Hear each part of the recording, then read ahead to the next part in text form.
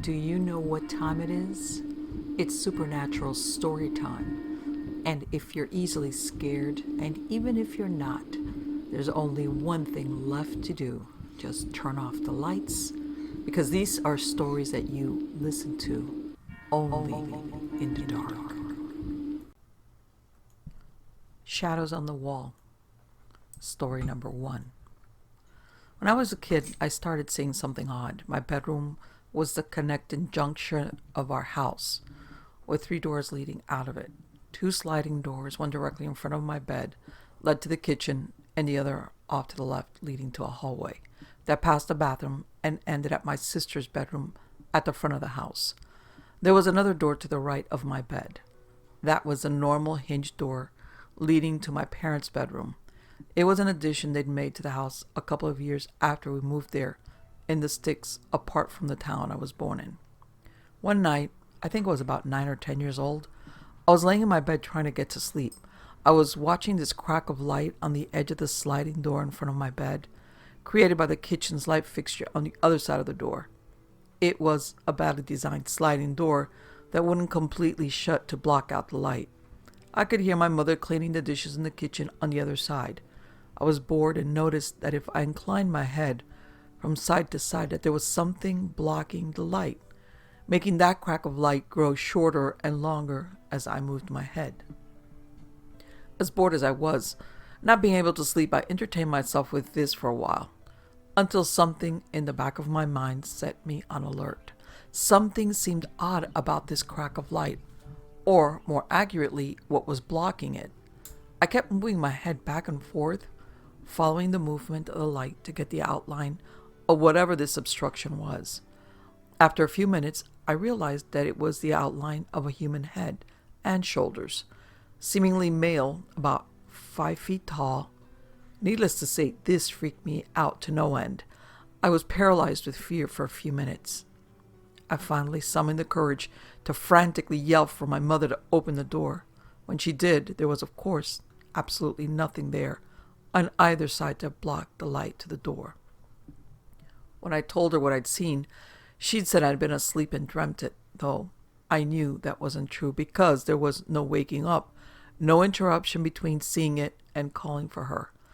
I didn't see it again until the same time of the next year, and that time I wasn't as frightened of it. It didn't appear to move at all, just stood there still as a stone. Over the next 4 years or so, I saw it every year at about the same time. I believe it was always sometime in the fall, until all of a sudden it stopped appearing. This next began when I was around 13 or 14. Me and my cousin Mark began seeing this black cat. It was always hanging around in our peripheral vision, and when we tried to catch a better glimpse of it, this cat would dart behind some obstruction it always would be near, like a dresser or bookshelf. We saw it over the course of about 2 years, usually about once or twice a month, sometimes as often and once a week, but never got a really good look at it until Mark somehow caught it off guard and saw it full on. It was looking at him, and he saw that it had bright red eyes. When it suddenly realized that it had locked vision with him, it ran off. After this, we didn't see it as often, and a while later we stopped seeing it at all. For years, I didn't see that cat and had all but forgotten it. Then about 3 or 4 years ago, it popped up again. It was up to its usual tricks, hanging out in my peripheral vision until I looked over to see it better and then darting behind some obstruction. Over the course of the next year, though I saw it slowly change, it went from the black cat to a human outline over the course of just a little under a year. Now I still see it, but the frequency varies. Sometimes it's only once a month, sometimes it's 5 times in one day. It always appears in my peripheral vision, watching me, and vanishes as soon as I jerk my head in its direction to get a look at it. As to who or what it is, that still remains a mystery. Story number 2. First, I need to explain that as a child, I used to sleepwalk on a pretty regular basis. I say this now to explain the reaction of my brother, which we'll get to in a moment. I also want to state that when I sleptwalked as a child, I could pretty much remember doing it. I was in a dreamlike state of confusion, but nevertheless, I could remember things that I had done while sleepwalking. The last time I can remember sleepwalking was when I was around 12, and I was about 16 when this event happened. Now, let's get on with the story. It was about 1981 when my family purchased this house in Greenville, South Carolina, and I lived in the house with my father, mother, older and younger brothers, and my aunt. Right away after moving in, both my aunt and I began to have strange feelings about the house, but no one else seemed to share our feelings. Something just didn't seem right. It felt as if someone was always watching you. It wasn't long before my aunt started complaining about things being moved around in her room while she was gone, and I had a couple of scary experiences while alone in the house in which I heard footsteps. The big event I'm about to describe happened in the bedroom that I shared with my older brother, who is 4 years older than me. I remember that night. I was awakened by my brother. I could hear him telling me to get back in bed, that I was sleepwalking. Here's where it differs from what I said before. When I used to sleepwalk, I could remember things, but now it was almost like I was coming to after passing out. When I heard his voice, as far as I knew, I was still in bed. And here's the weird thing. I could hear myself talking. I can't recall what I was saying, but like I said, I could hear myself quietly talking. As my brother kept telling me to get back in bed, I finally became awake and discovered that I was standing at the foot of my bed, and about 1 or 2 feet in front of me was a pitch black figure. I didn't understand what I was looking at, so I looked over at my brother, who was still in bed, and he was still telling me to get back into bed. I looked back at the figure and could see no detailed features, but could see arms and legs and tell that it was the shape of a man. I know some people have said they could smell an odor, but there was no odor that I can remember. I remember thinking that I must be dreaming. I climbed back into bed and looked back down at the foot of my bed, and it was still there. I told myself again that I must be dreaming, and I went to sleep. The next morning, I didn't think much about it. I remembered it, but thought that it had all been a dream. I wasn't even going to mention it to anyone, but while at the breakfast table, my brother asked me if I remembered anything from the night before. I told him that I did remember him telling me to get back in bed, and that I could have sworn that I'd seen a black figure standing in front of me. Well, my brother pretty much turned about 2 shades paler than usual, as he revealed that he too had seen the black figure. The funny thing is that even after my brother said he had seen it too, I was never scared, and in fact, don't even think about the incident, maybe for several years.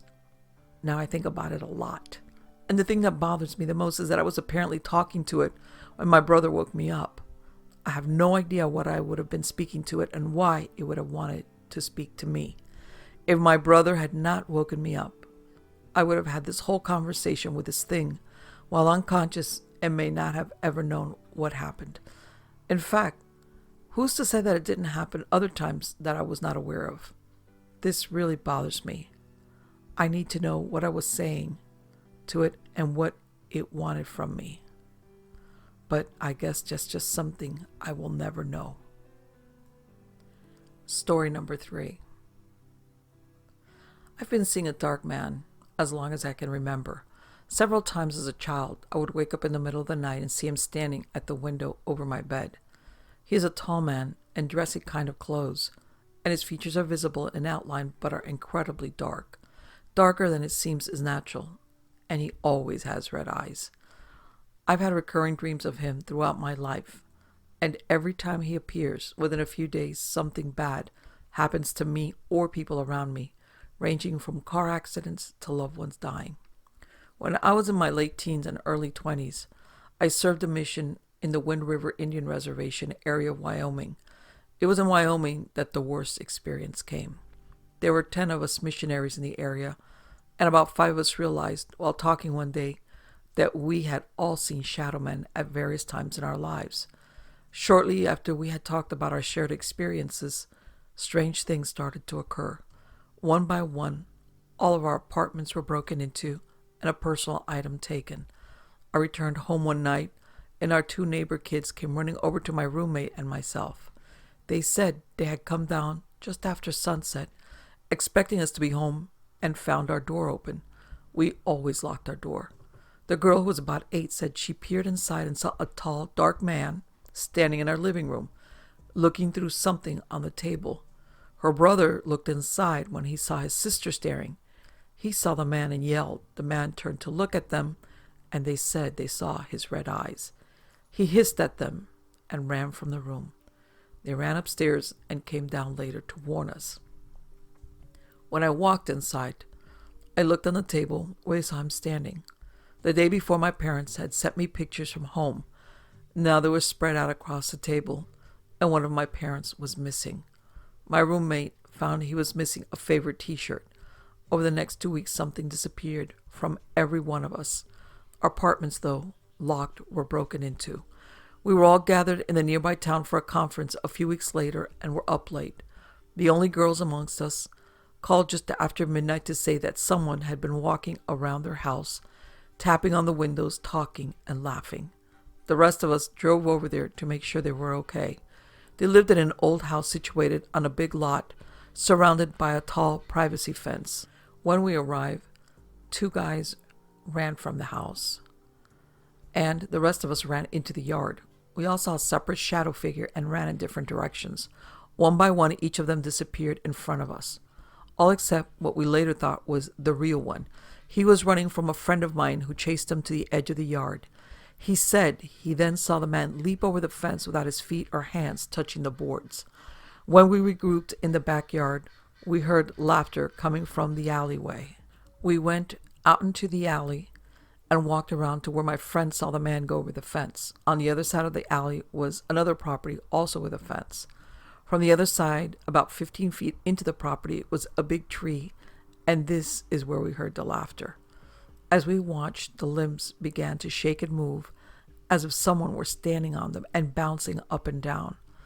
While we were standing there, the laughter stopped, and we distinctly heard something drop to the ground and come running for the fence at full speed. That, I'm afraid, is when our courage failed, and we all turned and ran back to the house as fast as we could. Once inside, we posted someone at every door and in every room and waited for the sun to come up, praying the entire time. Though the man after that left us alone, we heard many strange stories from people on the reservation for the next few months, of strange people traveling across the land. One of the tribal elders told us a skinwalker had been spotted and that we must be careful when out after dark. A family said a group of dark beings attacked their mobile home, rocking it back and forth on its frame and pounding on the doors and windows until just before morning. Dark men were spotted by the sides of road and walking through fields. The more people talked about it, the more experiences we heard about. I guess maybe the area has a concentrated supply of shadow people. I know it sounds weird, but from time to time, I still think we were all crazy or dreamed the whole thing. But in reality, I know that it is all true. Every word of it. Story number 4. Well, do I have a story for you? And believe me, it's true. Although I can't give out the names of the people that were there that night, I can tell you that the 3 of us worked for a police department. It happened about 3 years ago, probably late May, early June. We, which includes myself and 2 other officers, were doing a routine building lockdown. All of us were on the 3rd floor, building name not given for security reasons. Myself and 1 officer was on the west wing and the other officer was on the east wing. Myself and the officer were finished with our section of the building, so we decided to sit down and wait for the officer that was on the east wing to finish. A short time later, the officer we were waiting for arrived and he was not happy. He went about yelling at us for going in behind him and turning lights on when he had just turned them off and vice versa. We just looked at him as if he was crazy. We both told him that we were at the west wing of the building waiting on him to finish. He didn't believe us. At that time, he received a call over his walkie and left. Me and the other officer decided that we were going downstairs to the basement and take a lunch break. So we headed off to the south elevators when someone, or something, turned on the light behind us. We both turned around and saw a shadow run across the hallway. In the area we were in, there 7 doors, all which were closed. We heard no doors open or close. No footsteps, even though the shadows we saw were running. We did a quick check of the immediate area and called dispatch to give us any alarms that they received in our general area. No alarms. At that time, the third officer came back on the walkie, advising us that the lights on the east wing were back on. After an hour later of doing another building check, we found no people in the area, but we did find lights on where they should have been off. Later that night, really early morning, as we were going off shift, I looked at the officer who was with me and asked him, "Did you see what I saw?" He answered, "Depends." I said, "The shadow running across the hall." He answered, "Yep." Neither he nor I have ever seen the shadow since that summer night, but it doesn't mean we haven't stopped thinking or looking for it. Story number 5. I've had my share of ghost sightings, including a couple of shadow people, one of which was probably before I had even heard of ghosts. As a small child, 3 or 4 years old, I slept with my parents just about every night. The street light out front illuminated the hallway visible from the bed. Being an only child, I would guess that I was more than willing to accept any playmate. For more nights than I can remember, it has been 35 years, I would wake up and find my friend waiting for me in the hall. He appeared to be the shadow of a young boy, older than me at the time and very clearly defined in the street light on the hallway wall. I would wave to him, and he would wave back. Sometimes he would play with an unseen ball. On some occasions, he would be accompanied by a shadow dog like himself. On the few times I woke my parents to see him, he would slide into the shadows in the corner. Of course, they thought I was dreaming or imagining things. It was many years before I put 2 and 2 together and realized what I had seen. Ghosts were supposed to be white sheets like Casper, right? We moved out of that house by the time I was 5 to what turned out to be an even more haunted house 3 blocks away. Much later on, I heard from an elderly woman neighbor that a boy had been killed by a car on that street years before, but she didn't know just where or about the dog. I never felt any malevolence from him. He just seemed to be a lonely little boy. Aside from the way he would hide or disappear into the shadows, I'm not even sure he was aware of his condition. The other shadows I encountered were a different breed altogether. I mentioned earlier that we moved to another haunted house. I lived there over 20 years and saw a lot of weird stuff and a lot of different ghosts, mostly benign and some almost family in a strange way. These guys, they were always 3, never caused any problems, but you could just tell they were bad news. It was a 2-story house, and they would start at the top and walk the stairs to the basement and disappear. Don't know where they came from or where they were going. They were always happily just passing through. The few times I saw them, they were like 3 black translucent sheets, almost like smoke but more defined, not touching the floor. Sometimes you could see and hear them walking, sometimes not. More often, you could just hear them. It was actually worse when they appeared silently because they startled you more. I don't know if they were so much evil, but they had sinister down good. When they were on the stairs, they would make the stairs and the floors creak as they passed over, almost like footsteps. But sometimes you would see them but no sound at all, or you would hear and feel them but not see them. The house was sort of like a corkscrew. Starting at the top, you had 6 stairs, then a landing, then turn right down a longer flight to the living room, make another right across the room, make another right through an arched door into the dining room, another right through the kitchen to the basement, stairs 5 steps down to a landing directly under the one upstairs, right turn on down to the basement. It took a couple of minutes and you could hear them all the way down from the basement. You can imagine what it was like being at the bottom of those stairs knowing there was nobody home but would have to pass them on the stairs to get to the back door at the landing. Happily, they always disappeared at the bottom of the stairs. I never figured out who they were. I wasn't about to stop them and ask, but I was told once that the house was possibly some sort of gathering place or way station because of the way it was built. All I know is that there were a lot of spirits there. Some I saw quite often, some only once or twice. If these guys were like conductors, they only went in one direction, which was down. I haven't lived in that house since 1987, but I recently rode by and happened to meet the current owner outside doing some yard work. I introduced myself and talked for a few minutes, then told him I had a weird question for him. Before I could even ask it, he gave me a funny smile and said, "Yeah, they're still here." Turns out he was familiar with most of the ones I mentioned. I told him to tell them hello for me. Story number 6. There have been 2 instances in my life when I was subjected to really strange phenomena. The first time happened when I lived overseas in the United Arab Emirates. I was 11 years old and playing with my dog. For some reason, my parents were not there. Anyway, I was chasing Mike around the house, and as I was running through the kitchen, I caught a glimpse of an old Arab sitting at the breakfast table. It happened really fast and left me wondering if I actually saw what I thought I saw. The second incident occurred during my adolescence for a period of time while we lived in the Netherlands. I had a man that would visit me at night when I got ready for bed. He was tall and unnaturally lanky. He was a shadowy, blurry figure without a face. He was mostly shadow, but after a while I could make out that he wore a tight-fitting striped rugby shirt and trousers that looked like they were styled from the 40s. No, it was not Freddie, but he did have a similar attire. Scratch the hat and the claws. Anyway, I saw him over a period of about a year. He would stand right at the foot of my bed and look at me.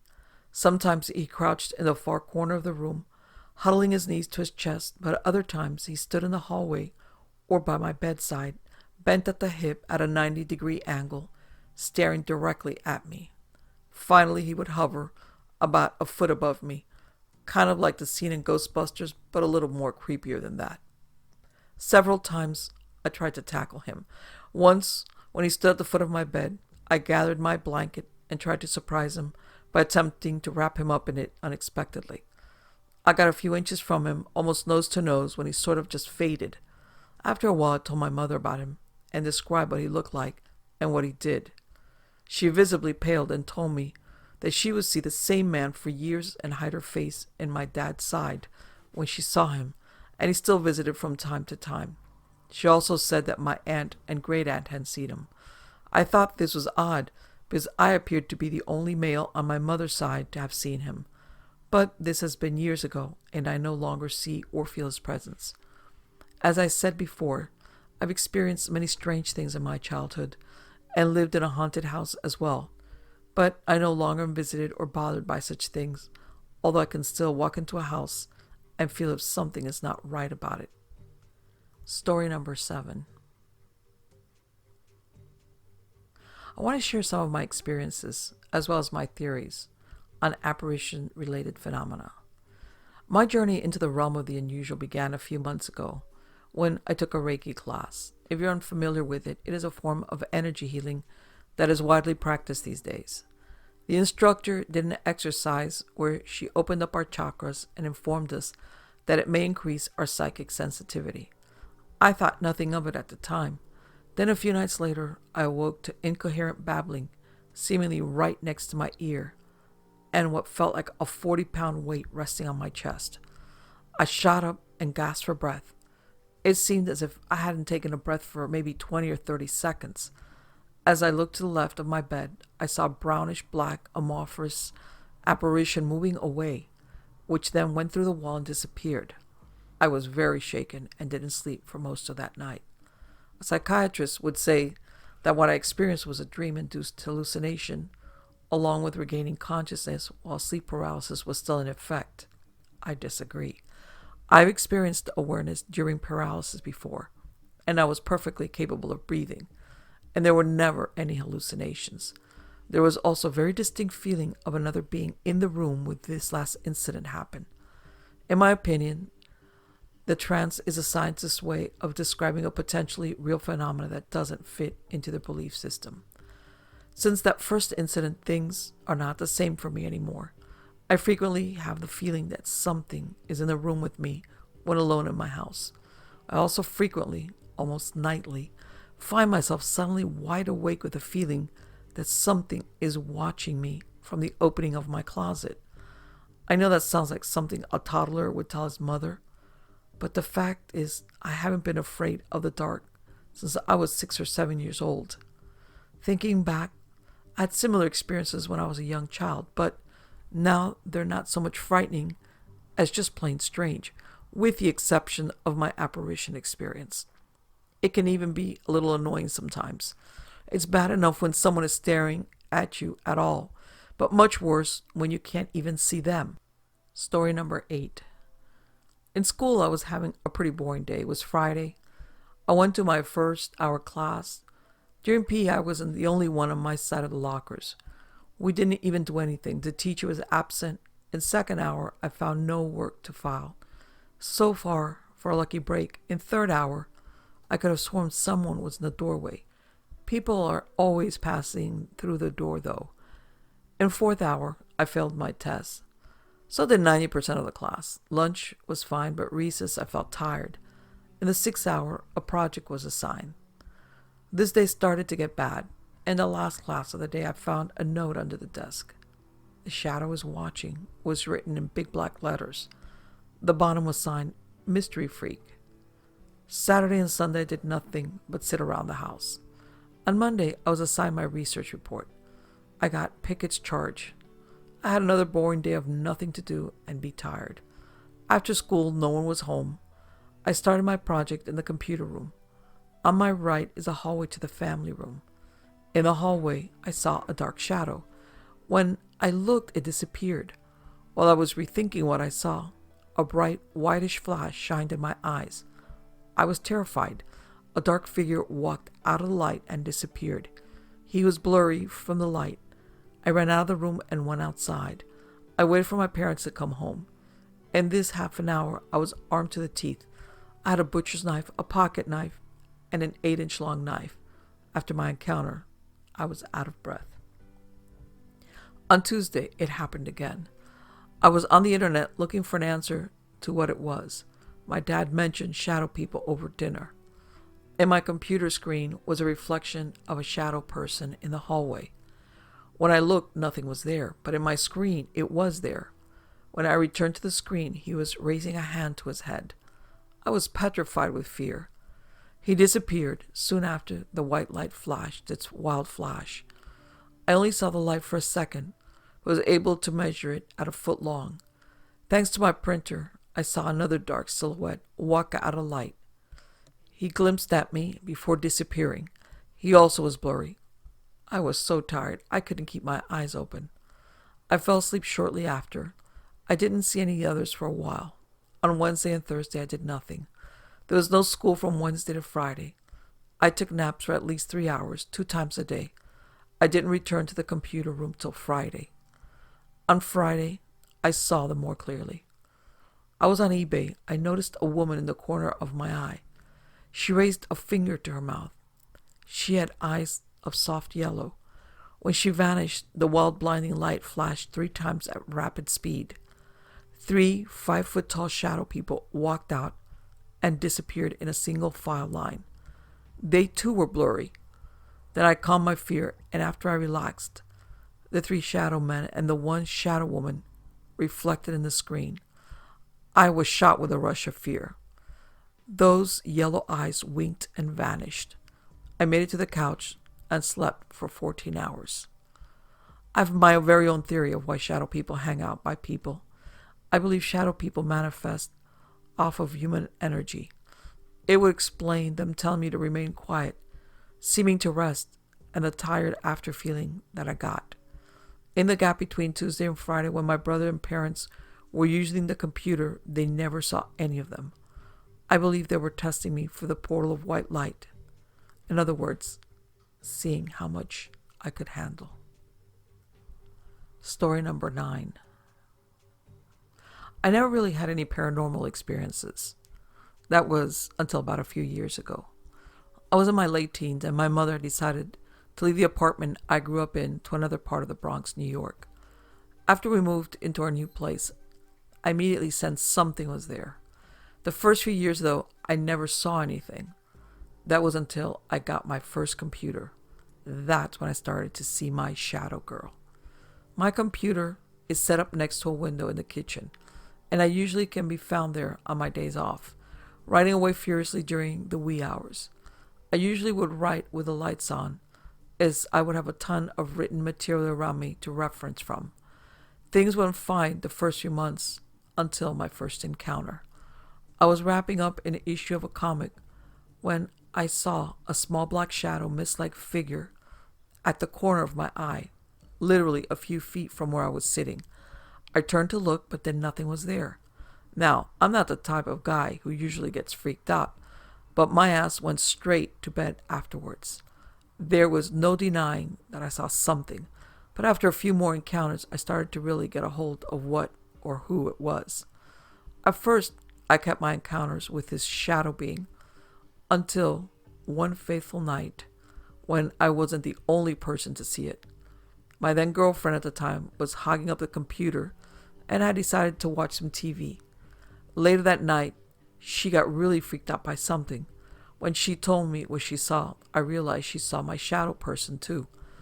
I felt a bit joyous, though the incident kept her away from my place during the nighttime hours since it happened. Anyway, I began to get used to seeing the figure, at times even seeing it pass by the kitchen doorway. I began to label my shadow person Shadow Girl because I felt a female presence about it, and it seemed to have a childlike curiosity over what I was writing. Most of the time, she showed up looking over my shoulder. Incidentally, the comic I was writing about involved ghosts. Not that I wanted her to go away. I started to write by candlelight, using those religious kinds. Since I started using those, she no longer shows up. Though I kind of miss her. I know she's still around. There has been some unexplained countertop knocking in my kitchen for the past 9 months. Everyone in the apartment has heard it, yet we can't find out where it's coming from. It only happens when no one is in there, and it sounds like a cup being placed on the countertop by someone. Maybe it's my shadow girl angry with me?